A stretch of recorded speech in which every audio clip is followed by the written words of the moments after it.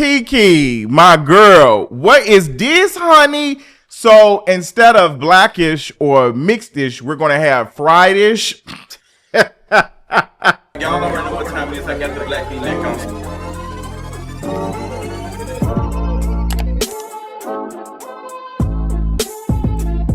What is going on, you all? We got to talk about Southern Fried Rice, a new series that Kiki Palmer is promoting on her network, KeTV. She recently dropped the trailer of the series, and it is getting a lot of backlash, discourse, and all of the things. It's social media. What do you expect? So this new series, Southern Fried Rice, is following an Asian American who was raised in a black family who is now on her way to an HBCU. So some of the top people who are working on the show, producers and executive producers, are people who went to HBCUs. It's a lot of black folks who worked on this show.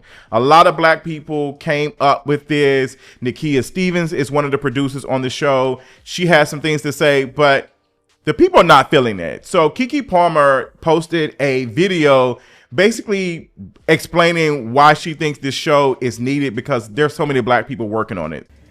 Hey, you guys, I don't want to take up too much of your time, but I wanted to chop it up real quick about this series called Southern Fried Rice that's premiering on KeTV. That is receiving some controversial feedback. Now, Southern Fried Rice was created by Nakia Stevens, and while I can't speak to her inspiration for the show, I can speak to her dedication as a creative. I mean, Nakia has written, show ran, and produced 4 shows alongside her Damn Right Originals team with KeTV. And KeTV has proudly invested over $500,000 on her creations. And I say that because it's not easy to obtain that kind of investment. And KeTV, this is the ethos of the company. It's a network not just because it has stars and shows or has talent, but because it's about the people who create the shows and connecting them. I mean, we have Alex King, a black queer creator that made the short film Keep Me in Mind. We have Antoine Lachey, who created the horror story Blue Forest. We have Cousin M by a father and son duo, Rosero and Eric McCoy. Chelsea Sanders, who created Make It Make Sense and Unlabeled by Lawrence Murray. Chelsea also did Dear Kiki. Look, what you like is subjective, but the support of black creatives is not. And it's a task that KeTV takes on with pride because if you want to be a creative, you have to be able to create. And that takes money. And it's KeTV's mission to find the funds for you to be in practice, for you to experience trial and error, and to take your projects off the page and get more than one chance to do it in action. So whether you like it all or some or none, I say give these creatives a chance to grow as we continue to grow in supporting them. So God bless you guys. And like I said, Nakia has Southern Fried Rice that's coming out most recently, but she has Nepotista, Ho and Tails, and Psychology of Boys. That's also some great stuff for you to check out. Take care. Thanks for listening. Holla at your girl. So I'll give it to Kiki Palmer. I think that this was a decent response to the backlash, and it came off very professional, but I think it still missed the moment because people do not care about all of that. You don't get to say, we got all these black people working on all these talented black people. This is what's going on. Like even her speaking on, well, I'm not sure what Nakia's experience was or what she came up with, but you know, there's a lot of black people on this show and we need to get them funding and all of the things.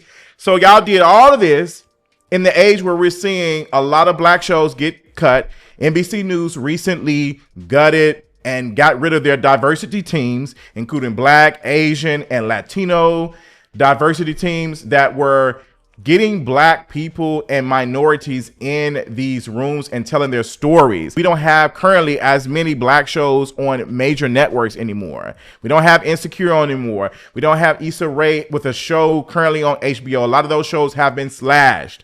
A lot of those shows have been, these networks and these streaming services are dealing with spending so much money over the last couple of years on things that did not make them a lot of money, making bad business decisions. And the first people to go are black folks and minorities. So with all this going on, you're going to take the limited amount of resources that are out there to produce a show following an Asian American going to an HBCU and having a black best friend who could not go to school because of her pregnancy. Like, this is what we see when white people write shows like this and they have the best black friend. Like, I don't trust y'all. And I'm tired of this. We have to support this because this is black. This is black. This is black. Black people need these jobs. Then y'all need to come to us with something better. Y'all need to come to us and pay attention to the people, because if y'all got all those black people around y'all working together, telling us what to drink, telling us what to eat, and we're not interested in it, what does that say? That means y'all are not as tapped in as y'all think y'all are. And I know some of y'all want to make it seem as though y'all are black and y'all do this and y'all got hot sauce in y'all bag, but a lot of y'all don't have traditional black friends. A lot of y'all are bougie, elitist, and all, like, y'all think this is the moment. You think following an Asian American going to a black HBCU, this is a story that we need to tell. So this is what Nakia Stevens had to say. Hello, hi. I wanted to come on here and first and foremost say thank you so much for watching the Southern Fried Rice trailer. I'm seeing the comments, I'm seeing the support, I'm seeing the discourse, and as a storyteller, I welcome it. I welcome conversation, I welcome curiosity. And for those of you who've been following me and supporting my journey, y'all know that Southern Fried Rice is 10 plus years in the making. And, you know, it was inspired by my own HBCU experience and observations as a student at Savannah State University, the first public HBCU in Georgia. But no, I had friends at Savannah State University and people in my orbit who were non-black and had to navigate a historically black space. And I saw how hard and challenging and fun and beautiful it was for them to do so. And that sparked my curiosity and honestly planted the seed for Southern Fried Rice. And obviously over the years, it has been massaged into something more deeper and nuanced. But that was ultimately the seed, right? And I think my ultimate goal was to spark conversation around culture, around belonging, and around identity. And so that's what I think I've done. And I'm very proud of Southern Fried Rice. Furthermore, I'm very proud of the people behind Southern Fried Rice, other than me, the people I collaborated with. So a black woman director who also attended an HBCU, 3 producers who also attended HBCUs, some of our cast and crew also attended HBCU. So these are people who love and protect black culture and hold it close to their hearts, who were collaborating on this project. Now, what's hilarious about this is Nakia Stevens said all this, that she welcomes the discourse, and then turned around and said that this is fake outrage and that y'all are not real intellectuals. So who are the real intellectuals? Where are they at? Shout out to Julian for asking that question to this now deleted tweet. My question is, how much blackness do we have to sacrifice to get a show on TV? How much blackness do we have to erase or give to someone else for it to be recognized? All these brilliant black people who are extremely talented came together and came up with this.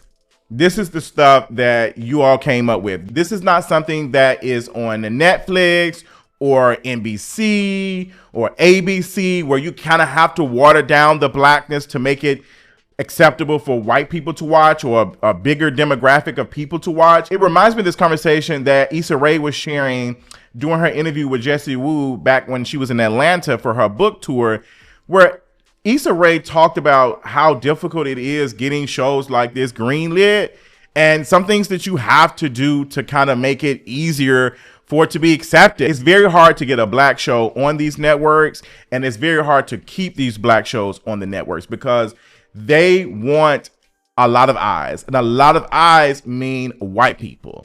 So this is not on any of these networks. This is what y'all are working on, your own platform, and this is what y'all got. This is the gag. It's not making sense. It's not adding up for me. I'm going to be honest. This is giving pandering. That's what it's looking like to me, because if you have all these black people, again, working on this show and co-producing, writing, and this is what y'all are offering, this is what y'all got, and it's basically what we've already seen on TV. It's giving Dear White People. Honestly, I hated those shows. I was not a fan of Dear White People. I watched the movie and I watched the first season. I did not like how the dark-skinned characters were treated. I did not like the interracial story. I'm just tired of it. It goes back to my thoughts around Annie's death and Sinners and how it was unnecessary. It was just unnecessary. Like, she could have lived. Oh, well, no, she's needed for the plot. It needs for the plot. Is there any world where we can have a plot where the dark-skinned, black, full-figured woman lives? Is there any plot where we can write where the black best friend does not have to be the stereotype? Like, do we not have control of that?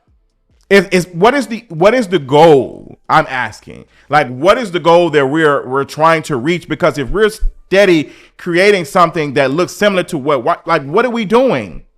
Even with the black hands involved, it's still giving something that is whitewashed. Some people argue that maybe it could have been a story following a black girl who was adopted by a white family and now she's going to an HBCU, following that type of story.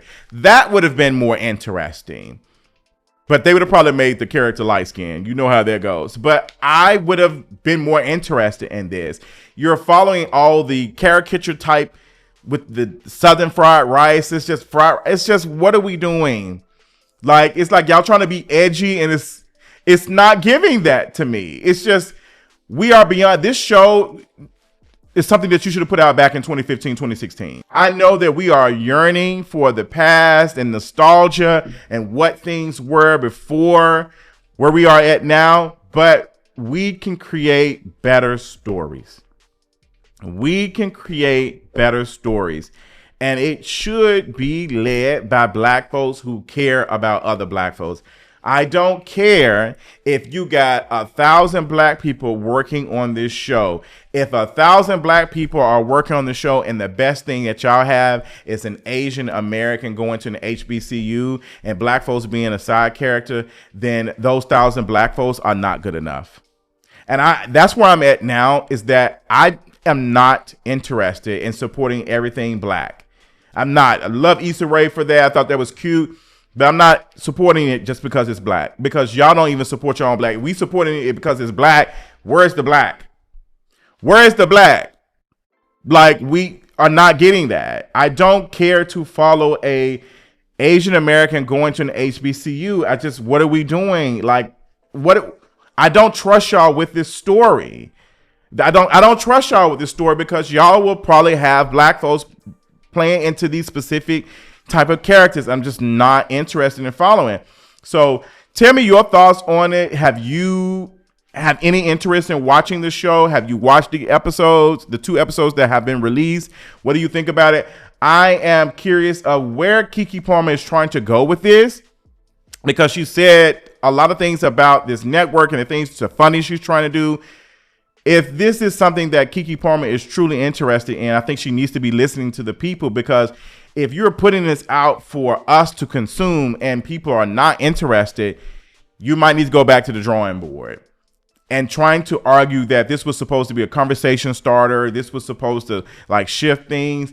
The people are not interested in it, and you got to take it for what it is. Let me know your thoughts in the comments, and I'll talk y'all later. Bye.